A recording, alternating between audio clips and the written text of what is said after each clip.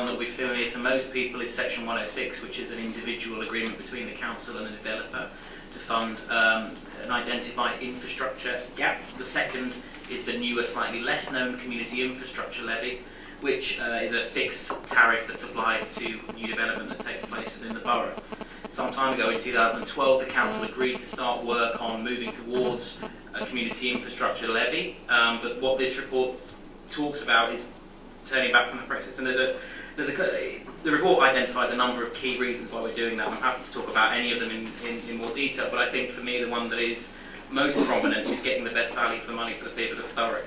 Community infrastructure levy is a key exemption for developers that allows them to basically pay less of or none of the contribution that would be levied under SIL if levying such a development would make the development unviable. And as a planning committee veteran, I saw lots and lots of applications come forward where developers would say that were they charged the full tariff per residential unit on a property, the development wouldn't be financially viable and therefore they were exempt from having it levied.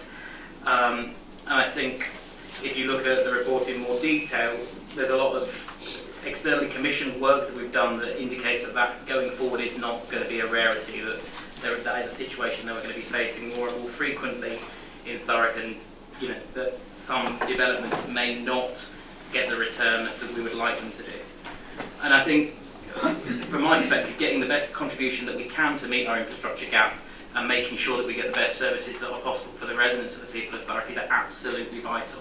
We know there's going to be additional pressure on development coming forward in the next couple of years, and I think we need to make it an absolute core tenet of how we operate as a council, that where such development does come forward, we make sure that it gets the best results for the council in terms of meeting our infrastructure gap and improving the services that are on offer for residents that are already in the borough. So I'm happy to take any questions about the details of the report. Is addressed.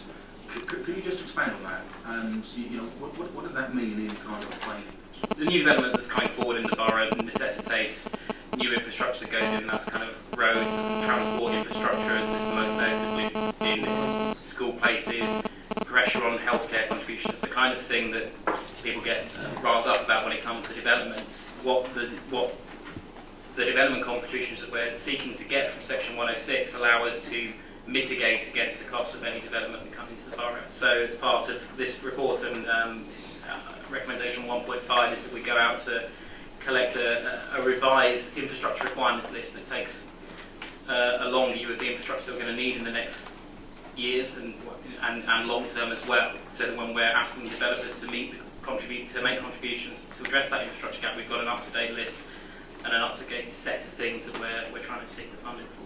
We believe the infrastructure deficit to be. I think of what it is at the moment. I mean, I think what we did the initial infrastructure list that we were talking about in 2011. Since then, the situation has changed. There've been lots of different changes into how parts of what we would consider infrastructure in 2011 have been funded, particularly in terms of healthcare, which is now delivered under a different body, and in terms of education, which are also delivered under a different body.